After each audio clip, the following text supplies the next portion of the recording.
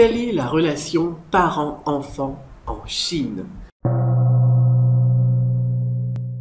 Question qui m'est posée par Rémi aujourd'hui sur Cédric Beau TV. Bonjour Cédric, j'aurais voulu savoir comment se passe la relation parent-enfant. J'ai eu l'occasion durant mon séjour en Chine de rencontrer des personnes qui ont une relation ami-ami avec leurs parents et ça ne semble pas être des cas isolés. Pourrais-tu m'éclairer sur ce point, Rémi? Alors Rémi, excellente question. Effectivement, la relation parent-enfant est totalement différente en France, en Chine, mais aussi aux États-Unis. Alors j'ai envie de dire que les États-Unis, d'ailleurs, ils sont un peu plus proches au niveau de la relation parent-enfant de la Chine que, par exemple, les Français. Pardon, excusez-moi. Alors, effectivement, parce que c'est peut-être aussi à cause de la société, comment elle est construite, et de l'économie aussi, on pourrait dire, de la politique. Parce que, bien, on a une relation qui est, on va dire, obligatoire. D'un certain côté, c'est obligatoire d'avoir une bonne relation avec ses enfants. Pourquoi? Parce que les enfants, eh bien, ils sont respectueux des parents déjà, ça c'est selon la culture chinoise, hein. On pourrait revenir à Confucius, on en reparlera dans une autre vidéo. Parce que aussi, les parents ils sont un peu tout pour les enfants, parce qu'on est dans un système où ici, la sécurité sociale, elle rembourse pour les plus pauvres, hein, dans tout ce qui est, donc on va dire... accordé à tout le monde, hein, dans les environ 30%, 40% des frais médicaux. Et ça coûte très cher la santé, hein, contrairement à ce qu'on pourrait croire pour certains Français, parce qu'on a l'habitude du tout rembourser, mais petit séjour à l'hôpital et hop, c'est 3 mois de salaire qui partent, hein, pour certains, voire 1 an de salaire pour les gens qui sont de la campagne. Donc effectivement, mieux avoir une bonne relation avec ses parents, qui vont bien s'occuper de nous, pour à la fois nous permettre de bien se lancer dans la vie. Voilà, souvent les parents, ils mettent tout ce qu'ils peuvent pour propulser leurs enfants. Bon, généralement, au mariage, il s'agit d'une voiture, un appartement, s'ils en ont les moyens, pour le couple qui va se lancer, voilà. Et d'un autre côté, donc on a ce problème de sécurité sociale, on a ce problème aussi de revenu minimum qui n'existe pas, ce problème de etc. etc. D'un autre côté, il y a aussi ce problème des retraites. Alors il existe des systèmes de retraite, bien évidemment, mais retraite plus santé, eh bien c'est la même chose. Les parents, quand ils sont vieux, eh bien, ils ont tout mis pour leurs enfants, et bien les enfants, ils leur redonnent, on pourrait dire, en retour, lorsque, eh bien, il y a un petit souci de santé, ou lorsqu'ils vieillissent. Hein, ça, voilà, c'est un comportement, j'ai envie de dire, humain, là où on n'a pas, eh bien, ce système pour nous assister, et qui nous permettrait de vivre complètement sans les parents, et puis de se barrer de la maison. Alors déjà, en France, on a ce système-là aussi, hein, souvent, il y a des enfants qui s'émancipent dès 16 ans, mais alors qui sont un petit peu mis à la porte à 18 ans.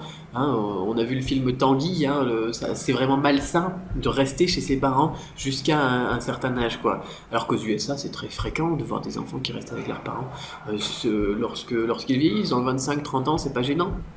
Et au contraire, ils ont une relation plutôt fusionnelle. En Russie, j'ai vu ça aussi, des gens qui sont très très bien avec leurs parents et qui, alors moi celui-là il a 25 ans je crois, un russe, et il est très très bien, notamment avec sa mère, ils ont une relation vraiment très sympathique.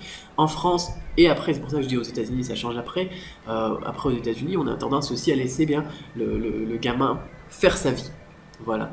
Le problème, c'est que si on laisse le gamin faire sa vie ici, en Chine, ou dans d'autres pays d'ailleurs, hein, dans d'autres pays, on n'a pas tous ces systèmes de social, hein, parce que la France, on a beau avoir une économie qui se casse la gueule, et puis on est en train de plomber d'ailleurs toute la France avec notre sécurité sociale, etc.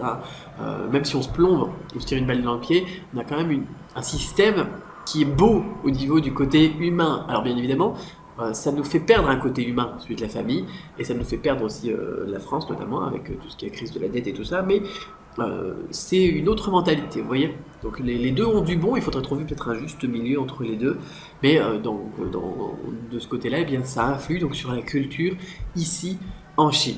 Donc ce respect déjà, on va dire très profond, très profond, c'est-à-dire qu'il n'est pas très fort, c'est plutôt qu'il est vraiment très ancré dans la culture, qui fait donc cette relation avec les parents, et bien ça nous permet ensuite cette relation de complicité, hein, cette relation, c'est une équipe, voilà, si les parents ils donnent bien, ils poussent leurs enfants, si les enfants ils aident leurs parents, et bien ils vont bien s'en sortir dans la vie, ils vont bien réussir, tout le monde sera content, tout va être bien. Donc forcément avoir une relation ami-ami, c'est forcément plus profitable, voilà, j'ai envie de dire, profitable à la fois au niveau économique, mais aussi au niveau humain. Voilà, une relation qui pourrait être expliquée peut-être par ce côté de la culture, par ce côté aussi de la politique. Très fréquent, très très fréquent effectivement en Chine. Vraiment des mamans qui sortent avec leurs enfants, même qui ont... alors moi j'avais une maman dans les 60 ans, qui sortait avec sa fille dans les 30 ans, et qui lui achetait, qu'ils allaient acheter, faire du shopping ensemble, quoi. Comme on peut voir dans les films américains.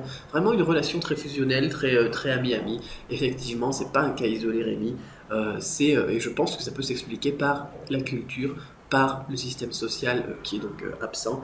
Et ça peut aussi nous faire réfléchir sur la situation en France, peut-être, hein, si on veut après approfondir un petit peu le débat, effectivement, parce qu'on perd cette relation fusionnelle en France, étant donné que on peut se barrer de la maison et puis de toute façon profiter des aides sociales sans avoir besoin des parents.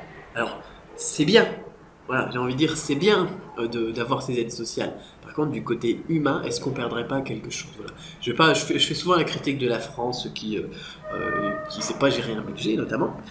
Par contre, là, je voudrais plus étudier le côté humain de la chose qui peut être expliqué aussi par cela. Peut-être que ça peut lancer sur une autre réflexion. Voilà, qu'est-ce que ça va donner avec le système Obamacare aux États-Unis plus tard, hein, s'ils se cassent pas la gueule d'ailleurs comme actuellement, hein, ils ont fermé le gouvernement. Je sais pas si ce sera encore fermé quand vous verrez cette vidéo, mais c'est vraiment quelque chose d'horrible pour un pays, pour une culture. Voilà. Alors, je pense avoir répondu à tout cela. J'aurais voulu savoir comment se passe les dire. Ouais. Voilà. Donc, Rémi, j'espère avoir bien répondu à ta question. Et puis, si tu en as une autre, n'hésite pas à la poser sur Cédric.tv. Dans le menu de droite, il y a un petit lien. Posez-moi une question. N'hésitez pas à me poser des questions. Je me ferai un plaisir d'y répondre dans ce genre de vidéo. En attendant, on se retrouve sur la page Facebook, YouTube ou Twitter ou n'importe quoi. Maintenant, j'arrive à mettre Twitter sur mon téléphone portable. C'est pas trop tôt d'ailleurs. C'est un petit peu difficile ici en Chine avec ce système de censure dont on a déjà parlé. Mais vous pouvez donc me retrouver sur Twitter. Maintenant, je réponds aux tweets. Voilà. Allez, à bientôt pour une autre vidéo. Bye bye.